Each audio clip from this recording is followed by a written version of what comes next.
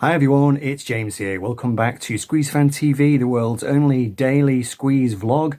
And today we're going to do another song of the day, and we're going to look at a great classic from the Play album, the song Letting Go, which is the third song on side one.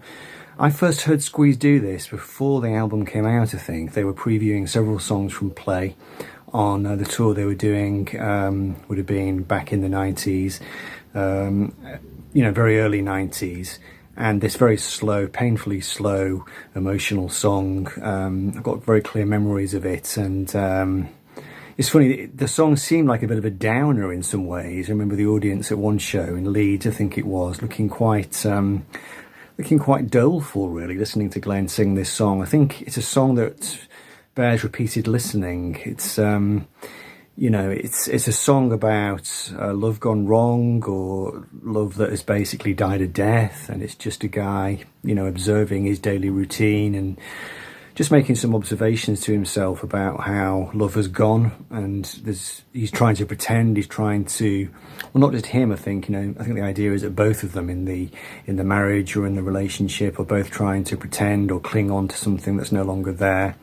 It's an extraordinary song, and it's nothing like anything that Squeeze had done in their heyday. It's about as far removed as you can imagine from something like, I don't know, Cool for Cats, Slap and Tickle.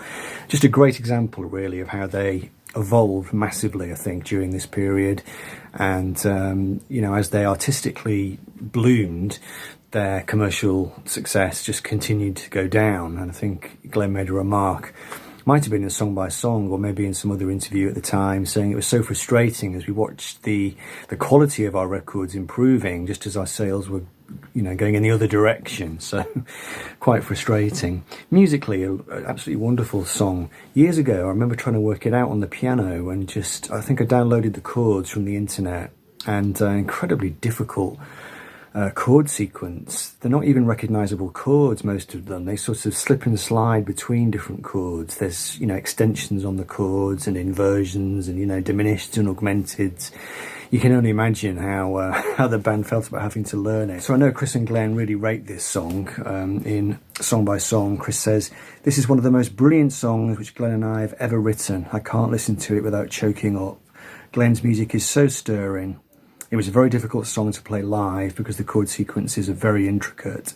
But on the odd occasion when I got it right, I was almost crying because it was so emotive. It's such a sad relationship, like a really sad Picasso painting." And then Glenn says, "We got this one absolutely right. It's a very melancholy lyric, and I'm sure most people have experienced that stage in a relationship where it's not quite over because you can't quite summon up the courage to end it." Really interesting, he says, "I was trying to be Prince melodically when I wrote this, and of course it sounds nothing like that." I can't hear that myself. That's always an intriguing situation when Glenn makes a comment like that. Just gives you a bit of an insight into how he weaved his influences in maybe some surprising ways. They mentioned Gilson's playing as being brilliant. He uses brushes on this track, and I think it's one of his greatest contributions to the Squeeze songbook, really. Very subtle, very impressionistic. Keith's bass playing as well is fantastic. And finally, the lyric is just so beautiful, and there's so little of it as well. If you look in Song by Song, very, very small song, really. It seems to cover so much ground emotionally. She plaits her hair, I bite my nails, we balance love on the scales. I wind the clock and go to bed, our love is hanging on a thread. She gets undressed, I undress too, the draft is cold in my bedroom. We cuddle up and say goodnight, it's all the love there is tonight. I can't be brave enough, she cannot say what we're feeling. Day after day we're going through the motions, we find it hard to let each other go. She pours the eggs, I make the tea, outside the sun shines on the street. We're at that point where love has gone, the fuse is lit, it won't be long. I take a walk, she cleans the house. This is the end, I'm in no doubt, but neither one of us can show the slightest sign of letting go." It's very, very measured.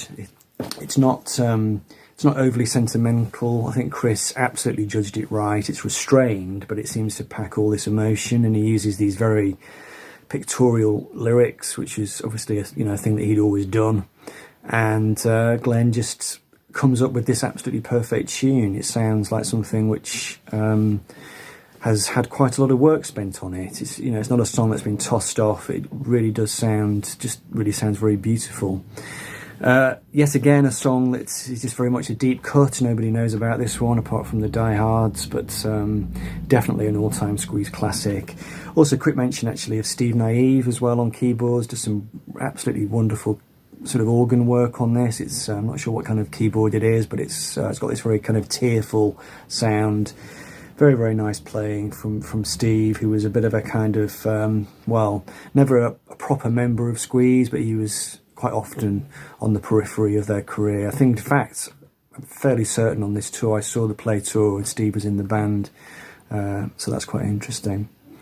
Anyway, let me know what you think. Letting Go. I can't believe there's many people out there, Squeeze fans out there, who don't rate this one. So that will do for now. Thanks for watching. Please hit the subscribe button if you haven't done already, and I'll see you in the next video.